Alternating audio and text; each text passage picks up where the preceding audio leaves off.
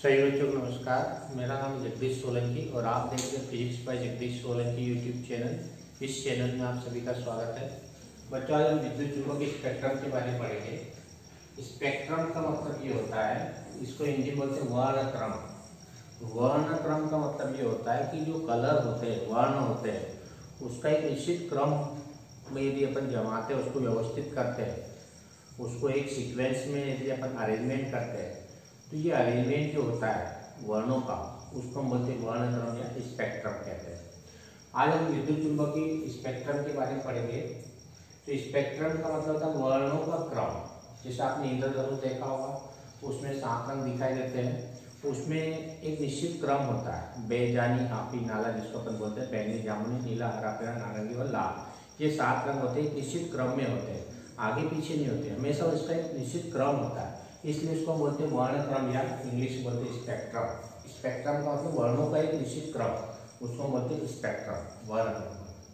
तो आज हम विद्युत चुंबकीय स्पेक्ट्रम के बारे में पढ़ेंगे कि विद्युत चुंबकीय जो तरंग होती है, विद्युत चुंबकीय तरंग हमने पिछला जो बना रखा है, इसकी खोज मैक्सवेल ने की थी। जेम्स क्लार्क मैक्सवेल, इन्हें इनकी खोज करी थी। तो विद्युत चुंबकीय जो तरंग होती है, वो तरंगों को यदि उसकी तरंगदैर्घ्य के आधार पर या उसकी आवृत्ति के आधार पर यदि उसको अपन क्लासिफाई करेंगे, वर्गीकृत करेंगे, व्यवस्थित करेंगे, उसको हम जमाएंगे, तो पहले कम वाली, फिर उससे ज़्यादा वाली, फिर उससे ज़्यादा वाली, इस प्रकार से वर्णों का एक क्रम यदि अपन जमाते हैं उसकी तरंगदैर्घ्य के आधार पर या उसकी आवृत्ति के आधार पर, व्यवस्थित करने का जो तरीका होता है, उस तरीके को हम, या उस वर्गीकृत करने का जो तरीका होगा, अरेंजमेंट करने का जो, क्लासिफाई करने का जो तरीका होगा, जो बेस होगा, उस तरीके को हम बोलेंगे विद्युत चुंबकीय स्पेक्ट्रम। विद्युत चुंबकीय स्पेक्ट्रम किसको कहेंगे कि विद्युत चुंबकीय तरंगों को उसी तरंगदैर्घ्य के आधार पर या फिर आवृत्ति के आधार पर व्यवस्थित करना या वर्गीकृत करना, क्लासिफाइड करना, जो क्लासिफाइड किया जाता है, इसको नाम दे दिया है विद्युत चुंबकीय स्पेक्ट्रम। अब ये जो स्पेक्ट्रम होता है, ये 2 तरह का होता है। विद्युत चुंबकीय स्पेक्ट्रम किसको कहेंगे कि जो तरंगे होती है, देखो विद्युत चुंबकीय तरंग पहले जो होती है, सिर्फ हम मानते थे कि दृश्य प्रकाश होता है। जब मैक्सवेल ने इसकी खोज करी थी, तब ये पता दूसरी तरंगों के बारे में, किरणों के बारे में कुछ भी पता नहीं था। तो मैक्सवेल के बाद में बहुत सारी तरंगें खोज हुई थी, इसमें गामा किरणें, एक्स-रे किरणें, अल्ट्रावायलेट है और माइक्रोवेव है, रेडियो है, ये बाद में इनकी खोज हुई थी। और पता लगा कि जो विद्युत चुंबकीय तरंग होती है, प्रकाश होता है, उससे बहुत सारी तरंगें या किरणें होती है। इन किरणों को क्या करेंगे हम, पहले कम वाली तरंग दे रहे, फिर उससे ज़्यादा वाली, फिर उससे ज़्यादा वाली, फिर उससे ज़्यादा वाली, इस प्रकार से व्यवस्थित क्रम में हम उसको जमाते हैं, वर्गीकृत करते हैं, क्लासिफाइड करते हैं। तो ये जो करने का जो तरीका होता है, इसी को नाम देते हैं वर्णक्रम या स्पेक्ट्रम कहते हैं। तो विद्युत चुंबकीय तरंगों को उनकी तरंगदैर्घ्य के आधार पर या आवृत्ति के आधार पर व्यवस्थित करना या वर्गीकृत करने की जो तरीका होता है, उस तरीके को हम स्पेक्ट्रम या विद्युत चुंबकीय स्पेक्ट्रम कहते हैं। सौर स्पेक्ट्रम भी यही होता है। सूर्य का जो स्पेक्ट्रम यदि लेते हैं, तो उसके स्पेक्ट्रम को हम व्यवस्थित जमाएंगे, तो वो कहलाता है सौर स्पेक्ट्रम। विद्युत चुंबकीय स्पेक्ट्रम या सौर स्पेक्ट्रम, प्रश्न एक ही है, क्वेश्चन से एक ही है, ध्यान रखना। तो ये जो विद्युत चुंबकीय स्पेक्ट्रम जो प्राप्त होता है, इसमें सामान्य जो गुणधर्म होते हैं समान होते हैं, सामान्य गुणधर्म समान होते हैं, परंतु उनकी तरंगें भिन्न भिन्न होने के कारण से कुछ गुण, निजी गुणधर्म भिन्न भिन्न हो सकते हैं। भाई सामान्य गुण जो होते हैं एक जैसे होते हैं सभी तरंगों के या किरणों के, लेकिन इनकी तरंगें भिन्न भिन्न होती है या आवृत्ति भिन्न भिन्न होती है। इसके कारण से कुछ निजी प्रॉपर्टीज होती है, सेल जो उसकी इंटेंसिव प्रॉपर्टी होती है, कुछ भिन्न हो सकती है। तो वही प्रॉपर्टी आज हम देखेंगे, कौन कौन सी गुणधर्म भिन्न भिन्न होते हैं। तो स्पेक्ट्रम 2 प्रकार का होता है। विद्युत चुंबकीय स्पेक्ट्रम 2 प्रकार का होता है। एक होता है दृश्य स्पेक्ट्रम, एक होता है अदृश्य स्पेक्ट्रम। तो जब भी हम स्पेक्ट्रम की बात करेंगे तो 2 प्रकार का स्पेक्ट्रम होगा। एक होगा दृश्य स्पेक्ट्रम और दूसरा होगा अदृश्य स्पेक्ट्रम। दृश्य और अदृश्य स्पेक्ट्रम 2 प्रकार के, दृश्य और दूसरा होगा अदृश्य। अदृश्य तो दृश्य स्पेक्ट्रम किसको कहते हैं, जो हमारी खुली आंख से दिखाई देता है, जैसे श्वेत प्रकाश, सूर्य से जो प्रकाश आता है, पृथ्वी तल पे आता है, या बल्ब, ट्यूबलाइट या लैंप से जो प्रकाश अपने को दिखाई देता है, वो दृश्य प्रकाश कहलाता, वो विजिबल लाइट कहलाता, वो स्पेक्ट्रम हमारे पास में दृश्य स्पेक्ट्रम कहलाता। तो दृश्य स्पेक्ट्रम किसको कहेंगे? जो हमारी खुली आंख से दिखाई देता है उस स्पेक्ट्रम को हम दृश्य स्पेक्ट्रम कहते हैं। इसके अंतर्गत हमारे पास में श्वेत प्रकाश आता है, दृश्य प्रकाश जिसको बोलते हैं श्वेत प्रकाश, विजिबल लाइट, इसके अंतर्गत दृश्य प्रकाश आएगा। और इसके 7 रंग होते हैं, हमने पढ़ा था दृश्य प्रकाश में 7 रंग होते हैं, बेजनी, हाफी, नाला, बैंगनी, जामुनी, नीला, हरा, पीला, नारंगी, लाल। ये इंग्लिश में हम विबजियोर भी बोलते हैं इसको, VIBGYOR, violet, indigo, blue, green, yellow, orange और रेड। तो स्पेक्ट्रम 2 प्रकार का, पहला दृश्य स्पेक्ट्रम जो हमारी खुली आंख से दिखाई देता है उसको हम दृश्य स्पेक्ट्रम बोलेंगे। इसमें दृश्य प्रकाश आता है जिसको हम श्वेत प्रकाश भी कहते हैं। इसमें 7 रंग होते हैं, 7 रंग कौन से? बेजानी, हाथी, नाला या विबजियोर होता है। फिर दूसरा होता है अदृश्य स्पेक्ट्रम। ये वाला जो पार्ट होता है ये दृश्य स्पेक्ट्रम या जिसको हम विजिबल लाइट दृश्य प्रकाश बोलते हैं, इसको दृश्य स्पेक्ट्रम या दृश्य प्रकाश बोलते हैं, इसको दृश्य प्रकाश। अब दूसरे जो किरणें होती है इसके अतिरिक्त इसमें अपने को दिखाई नहीं देती, वो स्पेक्ट्रम अपने को आंख से, खुली आंख से दिखाई नहीं देता, लेकिन इसका पता लगाने के अलग अलग एप्रेटस होते हैं, उपकरण होते हैं जिसकी सहायता से इसका पता लगाते हैं। तो अदृश्य स्पेक्ट्रम किसको कहेंगे? जो हमारी खुली आंख से दिखाई नहीं देता है, ऐसे स्पेक्ट्रम को अदृश्य स्पेक्ट्रम कहते हैं।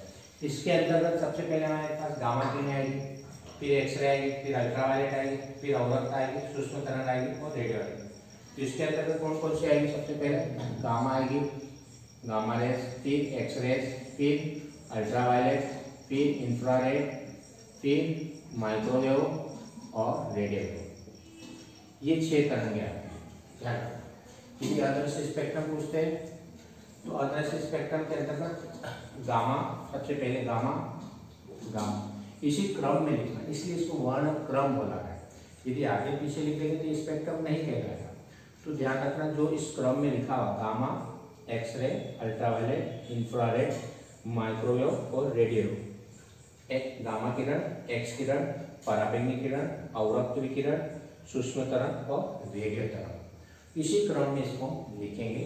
तो ये जो 6 किरणें होती है, स्पेक्ट्रम होता है, इसको हम बोलते हैं अदृश्य स्पेक्ट्रम। ये किरणें खुली आंख से दिखाई नहीं देती, इसलिए इसको अदृश्य स्पेक्ट्रम कहते हैं।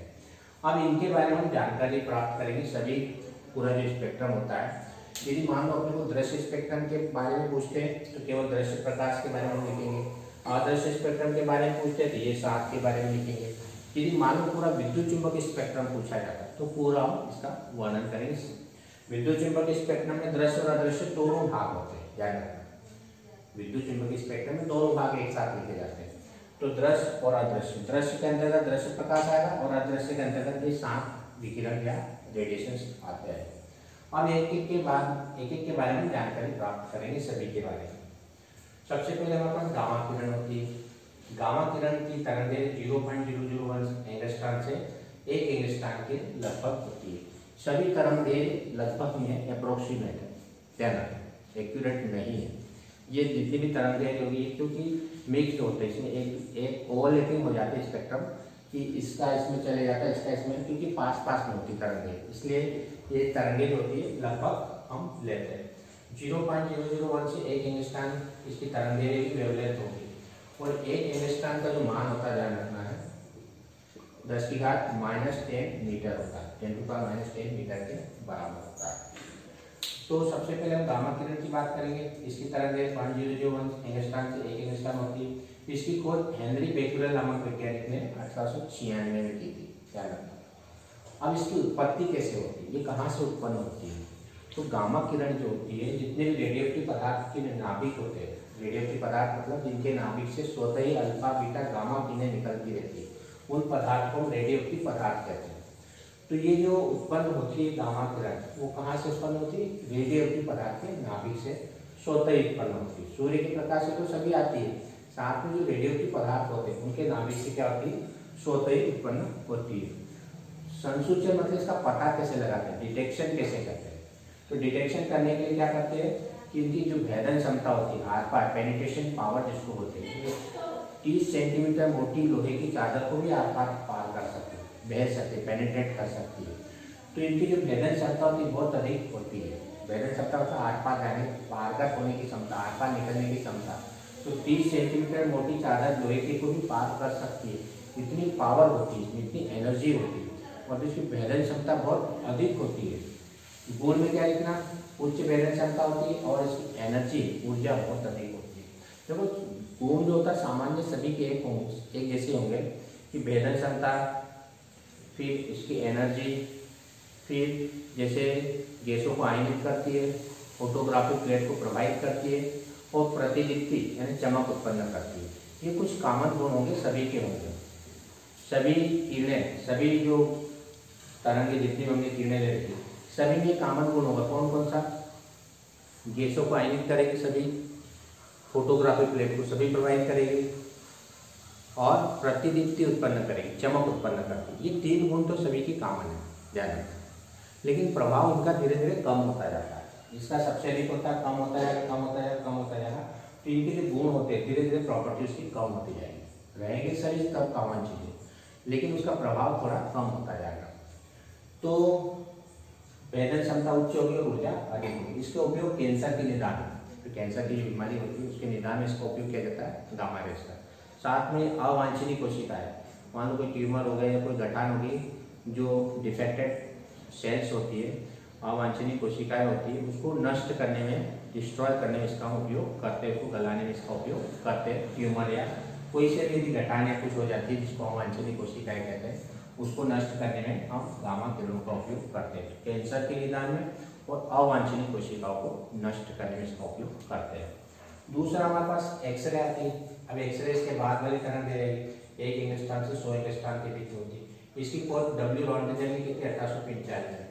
अब ये उत्पन्न कैसे होती है, तो एक्स किरण कैसे उत्पन्न होती है कि जब भारी नाभिक, कोई सा भी एटम है, हमारे पास कोई न्यूक्लियस है, उस भारी नाभिक पे भी कैथोड किरणों की बमबार्डिंग करते हैं। बमबार्डिंग मतलब बौछार करते, उससे टकराते हैं।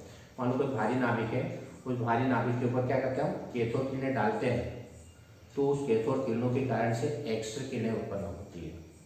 तो जब भी भारी नाभिक पर हम कैथोड किरणों की बौछार करते हैं, बौछार मतलब बमबार्डिंग, उससे टकराते हैं, तो उस टकराने के कारण से उस नाभिक से एक्स किरणें उत्पन्न होती है। उस एटम से जो पदार्थ होता है उससे एक्स किरणें उत्पन्न होती है। इसको डिटेक्शन में क्या करते हैं, फोटोग्राफिक प्लेट को प्रभावित करती है। ध्यान रखना, यदि मान लो लकड़ी का बॉक्स है या कोई धातु की प्लेट, उसमें धातु की प्लेट में भी यदि रख देते हैं फोटोग्राफिक प्लेट को, तो भी उसको खराब कर देती है, प्रभावित करती है उसको। तो फोटोग्राफिक प्लेट को प्रभावित करेगी, लेकिन इसकी तुलना में कम करती है। ध्यान रखना, इसका प्रभाव ज्यादा होता है, इसका प्रभाव कम होता जाता है, क्योंकि इसकी एनर्जी कम होती है। लकड़ी या धातु के आवरण में रखी फोटोग्राफिक प्लेट को प्रभावित करती है, डिटेक्शन कर सकते हैं। यदि मान लो लकड़ी के बॉक्स में हमने फोटोग्राफिक प्लेट रख दी और ये एक्स किरणें डाली, तो उसको खराब कर देगी, प्रभावित कर देती है। ध्यान रखना। फिर इसका उपयोग हम लोग को पता है, एक्स किरणों का उपयोग शरीर के अंदर यदि कोई टूटी फूटी हड्डी होती है उसका पता लगाने में हम करते हैं। यदि मान लो बॉडी के अंदर कोई गोली चली जाती है, या मान लो किडनी के अंदर कोई पत्थर है, या कोई शरीर में कोई भी यदि ठोस वस्तु यदि चली जाती है, तो उसका हम एक्सरे करके उसका पता लगाते हैं। साथ में क्रिस्टलों की संरचना ज्ञात करने में इसका उपयोग किया जाता है। जो क्रिस्टल्स होते हैं, पदार्थ होते हैं, उनकी संरचना कैसी पदार्थों की, उसकी संरचना का अध्ययन करने में भी एक्स किरणों का उपयोग करते हैं। उसके बाद में आता है हमारे पास यूवी लाइट, अल्ट्रावायलेट या पराबैंगनी प्रकाश विकिरण। इसकी 100 एंगस्ट्रॉम से 4 एंगस्ट्रॉम की भी तरंग दैर्घ्य होती है। इसकी खोज रिटर ने की थी 1801 में। चीजें उत्पन्न होती है सूर्य के प्रकाश से होती है, हमें पता है सूर्य के प्रकाश से पराबैंगनी किरणें आती है, लेकिन ओजोन परत के द्वारा अवशोषित हो जाती है। बहुत गर्म पिंडों के विशिष्ट लैंपों से भी उत्पन्न होती है। यदि किसी पदार्थ को ज्यादा गर्म किया जाए, या इस प्रकार से लैंप होते हैं, कुछ लैंप होते हैं जो पराबैंगनी रेडिएशन को क्या करते हैं, विकिरित करते हैं, उनसे भी उत्पन्न होती है। अब इसका पता लगाने के लिए, डिटेक्शन करने के लिए क्या करते हैं, क्वार्ट्ज या फेल्डस्पार प्रिज्मों का उपयोग करते हैं। देखो अल्ट्रावायलेट किरणें क्या होती है, साधारण कांच के द्वारा अवशोषित हो जाती है। साधारण कांच होता है उसके द्वारा क्या होती है, एब्जॉर्ब हो जाती है। तो इसका पता लगाने के लिए क्या करते हैं, एक विशिष्ट प्रकार के प्रिज्म का उपयोग करते हैं, क्वार्ट्ज या फेल्डस्पार। ये इन किरणों को आर पार निकाल देते हैं, मतलब इधर से यदि डालेंगे तो पारगत हो जाएगी, उसके दूसरी टाइम ट्रांसमिट हो जाती है। तो इसका पता लगाने का ये प्रिज्म होते हैं पदार्थ के, इनका उपयोग हम करते हैं। साधारण कांच के द्वारा अवशोषित हो जाते हैं, इसलिए इसका हम पता नहीं लगा पाते हैं। सबसे इम्पोर्टेंट इसकी जो प्रॉपर्टी होती है, प्रकाश विद्युत उत्पन्न करती है। यदि किसी धातु की इसको अपन आपतित करेंगे तो उससे इलेक्ट्रॉन बाहर निकल जाते हैं। प्रकाश विद्युत प्रभाव को ये प्रदर्शित करती है। जबकि किसी धातु सतह पर हम पराबैंगनी किरणें डालते हैं तो उस धातु की सतह से इलेक्ट्रॉनों का उत्सर्जन होता है। ये हमारे पास प्रकाश विद्युत प्रभाव कहलाता है, उससे प्रकाश विद्युत उत्पन्न होती है।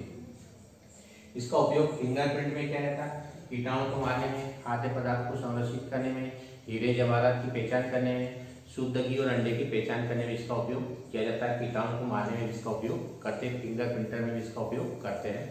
तो इसके उपयोग है। फिर उसके बाद में आता है दृश्य प्रकाश, जिसका उपयोग हम वस्तु को देखने में करते हैं। यदि ये प्रकाश नहीं होता तो कोई वस्तु दिखाई नहीं देती है। मतलब इसकी तरंग 4000 इंगस्ट्रॉन से 7800 इंगस्ट्रॉन होती है। इसकी खोज न्यूटन ने 1666 में की थी।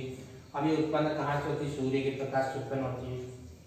यदि उत्तेजित परमाणु को एटम है उसको एक्साइटेशन स्थिति में लिया है, बल्ब से या ट्यूबलाइट से या लैंप से, जो हम साधारण अपन उपयोग करते हैं, उससे दृश्य प्रकाश उत्पन्न होता है। सूर्य से होता है, ट्यूबलाइट से होता है, या हमारे पास बल्ब से होता है। इनसे दृश्य प्रकाश उत्पन्न होता है। इसका अपन पता कैसे लगाते हैं, देख के मानव नेत्र के द्वारा हम देख सकते हैं। इसकी उपस्थिति में किसी वस्तु को हम देख पाते हैं। यदि दृश्य प्रकाश नहीं होता तो कोई वस्तु दिखाई नहीं देती है। तो मानव नेत्र द्वारा इसका हम पता लगा सकते हैं कि दिख रहे मतलब दृश्य प्रकाश ही है। अब दृष्टि संवेदना उत्पन्न करता है, इसके द्वारा ही हम दृष्टि संवेदना देखते हैं। यदि ये नहीं होता तो हम कोई वस्तु दिखाई नहीं देती है। इसका उपयोग वस्तु को देखकर जानकारी प्राप्त कर सकते हैं। दृश्य प्रकाश का उपयोग क्या है, यदि ये प्रकाश नहीं होता है तो सब अपने को कोई वस्तु दिखाई नहीं देती है। तो इसकी सहायता से अपन देखकर वस्तु के बारे में जानकारी प्राप्त कर सकते हैं। इसका उपयोग सिग्नल के रूप में करते हैं। लाल या पीला या हरे रंग का उपयोग हम सिग्नल के रूप में भी करते हैं। उसके बाद में आता हमारे पास अवरक्त विकिरण, IR, इंफ्रारेड या IR, जिसको हम अवरक्त विकिरण भी कहते हैं। इसकी तरंग 7800 इंगस्ट्रॉन से 10⁷ इंगस्ट्रॉन होती है। इसकी खोज विलियम हर्शेल ने की थी 1800 में। अब ये उत्पन्न कैसे होती है, अवरक्त, अवरक्त का मतलब रक्त के समान लाल, तप्त। यानी किसी धातु को या किसी पिंड को, किसी बॉडी को हम उच्च ताप तक गर्म, हाई टेम्परेचर तक उसको क्या करते हैं, हीट करते हैं, गर्म करते हैं। तो उस स्थिति में जो रेडिएशंस निकलते हैं, उस रेडिएशन को, जो विकिरण निकले उस विकिरण को हम IR कहते हैं, अवरक्त विकिरण कहते हैं। यानी जब भी किसी बॉडी को, पिंड को, वस्तु को, धातु को उच्च ताप तक गर्म करते हैं तो उच्च ताप तक गर्म करने पर जो विकिरण निकलते हैं उस विकिरण को हम अवरक्त विकिरण कहते हैं। और इसका पता लगाने के लिए हम रॉक सॉल्ट प्रिज्म या नमक के प्रिज्म का उपयोग किया जाता है, या बोलोमीटर या थर्मोपाइल से भी इसका हम पता लगाते हैं। ये पता लगाने के लिए एपरेटस होते हैं कि विकिरण कौन से निकल रहे हैं, रेडिएशन कौन से निकल रहे हैं। रॉक सॉल्ट प्रिज्म या नमक के प्रिज्म का हम साधारण उपयोग करते हैं, क्योंकि इसमें से पारगत हो जाती है, साधारण कांच के द्वारा ये भी अवशोषित हो जाती है, इसलिए इनका उपयोग हम करते हैं। और इसका जो गुण होता है उसमें प्रभाव ज़्यादा होता है, ये हीट ज़्यादा उत्पन्न करती है, गर्माहट ज़्यादा होती है इन विकिरणों में, ध्यान रखना। इसकी प्रॉपर्टी होती है, देखो प्रतिदीप्ति सब उत्पन्न करेगी, सभी क्यों नहीं, चमक सभी उत्पन्न करती है, गैसों को आयनित सभी करती है, फोटोग्राफी प्लेट को सभी प्रभावित करेगी, ध्यान रखना। ये सामान्य गुण होते हैं, लेकिन ये विशिष्ट गुण होते हैं कि इसमें ऊष्मीय प्रभाव ज्यादा होता है। ये सब गुण सभी में किरणें होंगी। कौन से 3 गुण, प्रतिदीप्ति चमक उत्पन्न करेगी, गैसों को सभी आयनित करती है और फोटोग्राफी प्लेट को प्रभावित करती है। ये सभी सामान्य गुण होते हैं, लेकिन ये गुण धीरे धीरे क्या होते हैं, कम होते जाते हैं। इसका सबसे ज्यादा होता है, इसका कम, फिर कम, फिर कम, फिर कम, फिर कम होता जाता है, क्योंकि इसकी एनर्जी ज्यादा होती है तो प्रभावित भी ज्यादा करेगी, इसकी उससे कम होगी तो उससे कम प्रभावित करेगी। तो इस प्रकार से गुण सभी के सामान्य, लेकिन ये कुछ विशिष्ट गुण होते हैं जिसकी सहायता से हम पहचान सकते हैं। रोगियों की शिकायत करने में हाँ, ये बहुत महत्वपूर्ण है कि उसमें प्रभाव ज्यादा होने के कारण यदि कोई हाथ पैर दर्द हो रहा या कुछ चीजें दर्द होती है तो वहाँ पर क्या करते हैं, बॉटलों की सहायता से रोगियों की सिकाई करते हैं। रेडिएशन क्या, IR रेडिएशन उस पर डाला जाता है। और फोटोग्राफी, रात में जब फोटोग्राफी लेते हैं तो उसमें पीला लाइट या IR लाइट रहता है। ग्रीन हाउस प्रभाव में पौधों को गर्म रखने के लिए भी इसका हम उपयोग करते हैं। ग्रीन हाउस जो प्रभाव होता है जिसमें पौधागत प्रभाव कहते हैं, अपन आगे बढ़ेंगे इसमें, तो आईआर रेडिएशन का इसमें उपयोग होता है। उसके बाद आती है सूक्ष्म तरंग, माइक्रोवेव सूक्ष्म तरंग 10⁻7 एंगस्ट्रॉम से 10⁻9, ये सब लगभग में क्या है अप्रोक्सीमेट है सभी, और इसकी कोई हर्ष से नहीं की थी 1888 में। और इसकी जो उत्पत्ति होती है निर्वात ट्यूब, ये वैक्यूम ट्यूब होता है जिसकी सहायता से हम सूक्ष्म तरंग या माइक्रोवेव उत्पन्न करते हैं। और इसको पता लगाने के बिंदु संपर्क डायोड, जो पॉइंट जो डायोड होता है, कॉन्टेक्ट डायोड जो होता है, उसकी सहायता से इसको डिटेक्ट किया जाता है, पता लगाया जाता है। और इसकी जो खासियत होती है, मेन गुण होता है संकीर्ण प्रकाश पुंज के रूप में इसका उपयोग किया जाता है। मतलब ये बहुत दूर तक चली जाती है, इसका लाइट जो होता है बहुत लेजर लाइट जैसा होता है और बहुत दूर तक चली जाती है। संकीर्ण मतलब नैरो लाइट, बहुत पतला लाइट होता है जिसकी सहायता से बहुत अधिक दूरी तक ये चली जाती है, आगे बढ़ती है। इसका उपयोग राडार में किया जाता है, दूरसंचार में किया जाता है और माइक्रोवेव ओवन में भी इसका उपयोग करते हैं। लास्ट में हमारे पास में आता है रेडियो तरंग, जिसका महत्वपूर्ण उपयोग है हमारे डेली लाइफ में। 10⁻9 एंगस्ट्रॉम से 10⁻12 एंगस्ट्रॉम होता है। इसकी कोई महत्वपूर्ण नहीं की थी 1899 में।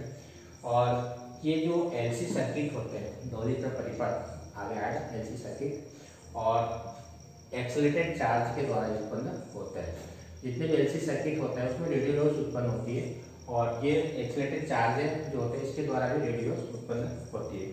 और इसका पता लगाने के लिए एलसी सर्किट का उपयोग करते हैं अपन, या फिर रिसीवर जो एंटीना होता है उसकी सहायता से भी हम, अभी गए जो एंटीना होता है उसकी सहायता से हम रेडियो तरंग का पता लगा सकते हैं, डिटेक्ट कर सकते हैं। ये जो रेडिएशन होती है, विकिरण जो माइक्रो रेडियो वेव्स होती है, वो डिफ्रैक्टेड हो जाती है, फैल जाती है एटमॉस्फेयर में, क्या होती है फैल जाती है। विवर्तित का मतलब डिफ्रैक्शन हो जाता है इसका, इसलिए इसका उपयोग जो है रेडियो तरंग के रूप में करते हैं। पूरे वायुमंडल में क्या होती है, फैल जाती है। फिर इसका उपयोग रेडियो में, टेलीविजन में, यानी दूरसंचार में इसका उपयोग करते हैं। तो बच्चों ये जो स्पेक्ट्रम है, ये स्पेक्ट्रम हमने तरंगदैर्घ्य के बढ़ते हुए क्रम में लिखा, पहले कम तरंगदैर्घ्य फिर ज्यादा फिर ज्यादा फिर ज्यादा फिर ज्यादा फिर ज्यादा, ये तरंगदैर्घ्य के बढ़ते हुए क्रम में। यदि मान लो विद्युत चुंबक के स्पेक्ट्रम को अपने को आवृत्ति के बढ़ते क्रम में यदि पूछा जाता है, तो इधर से देखो, ये आवृत्ति का बढ़ता क्रम, इधर उल्टी तरफ से, इधर से ये तरंगदैर्घ्य का बढ़ता क्रम और आवृत्ति का बढ़ता क्रम को जब चलिए लिखना, फिर ये इस तरह से ये आवृत्ति का बढ़ता क्रम, आवृत्ति का बढ़ता क्रम। और अभी हमने लिखा था क्या, तरंगदैर्घ्य का बढ़ता क्रम, ये तरंगदैर्घ्य का। तो दोनों चीजें ध्यान रखना कि पूछा गया क्या है। यदि तरंगदैर्घ्य का बढ़ता क्रम लिखे तो सबसे पहले गामा, फिर एक्सरे, अल्ट्रावायलेट, विजिबल लाइट, आवृत, माइक्रोवेव और रेडियो। यदि आवृत्ति के बढ़ते क्रम में पूछे तो radio, micro, IR, visible, ultraviolet, x ray, gamma ray. तो अपने को मालूम होना चाहिए कि पूछा क्या क्वेश्चन से। यदि तरंगदैर्घ्य के आधार पर पूछे तो यही क्रम लिखना, और यदि आवृत्ति के आधार पर पूछे बढ़ते क्रम में इंक्रीजिंग ऑर्डर में, तो नीचे से ऊपर लिखना। ये चीज दोनों ध्यान रखना। अब इसमें याद रखने के लिए अपने पास में इसको इस तरह से याद रख सकते हैं कि गामा एक्सवी में यहाँ लिख देता हूँ याद रखने के लिए। गामा गाड़ी का नाम हमने पढ़ा हुआ, XUV, ये भी नाम गामा XUV गाड़ी होती है ना।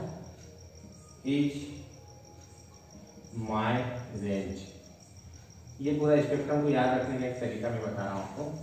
Gamma XUV is my range, gamma x ray, ultraviolet, infrared, microwave और radio. Gamma x ray, ultraviolet, visible, infrared, microwave और radio waves. Gamma XUV is my range, इसको याद इस प्रकार से हम इसी क्रम में लिखना। यदि एक भी आगे पीछे होगा तो स्पेक्ट्रम नहीं कहलाएगा। मैं बार बार कह रहा हूँ, स्पेक्ट्रम का मतलब एक निश्चित क्रम, इसी क्रम में लिखना है, इसमें सीक्वेंस यही होगा तो ये स्पेक्ट्रम कहलाएगा, तो स्पेक्ट्रम नहीं कहलाएगा। तो इस तरह से पूरा एक गामा से लगाकर रेडियो वेव तक का स्पेक्ट्रम। ये कौन से, तरंगदैर्घ्य के बढ़ते क्रम, वेवलेंथ के बढ़ते क्रम, ध्यान रखना, तरंगदैर्घ्य के बढ़ते क्रम, तरंगदैर्घ्य के बढ़ते क्रम। यदि आवृत्ति के बढ़ते क्रम में पूछे तो इधर से लिखना, आवृत्ति के बर्न पे करना, फिर रेडियो लिखना, माइक्रोवेव लिखना, इंफ्रारेड लिखना, विजिबल लिखना, अल्ट्रावायलेट लिखना, एक्सरे लिखना, गामा रेज लिखना, उधर से लिखना। तो इस प्रकार से दोनों तरह के स्पेक्ट्रम अपने को मालूम होना चाहिए, विशेषकर सबके उपयोग मालूम होना चाहिए, और उत्पत्ति कहाँ से होती, खोजकर्ता का नाम, तरंग वेग, सारी चीजें इसमें क्लियर हो जाएगी। आपको एक बार अच्छी तरह से भी नोट्स बना लिए तो ये हमेशा याद रहेगा।